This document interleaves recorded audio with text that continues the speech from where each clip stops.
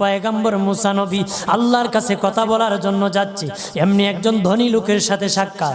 ধনী কয়, মুসা রে, ও মুসা, আমার এত ধন হিসাব রাখতে পারি না, আল্লাহরে জিগাইবানি কি করলে আমার ধন কমবে? মুসা নবী কয়, ঠিক আছে জিগাইব। একজন বৃদ্ধার সাথে, একজন মহিলার সাথে দেখা। মহিলা কয়, মুসা কই যাও, কই যাও রে মুসা? মুসা নবী কয়, তোর পাহাড়ে যাব, আল্লাহর সাথে কথা বল।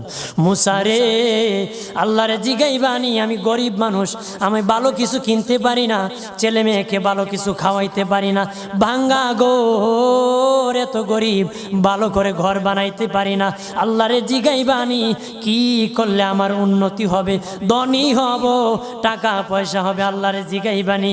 আল্লাহ মুসা নবী কয়, ঠিক আছে, আল্লাহরে জিগাইব, তুমি কেমনে ধনী হইবা?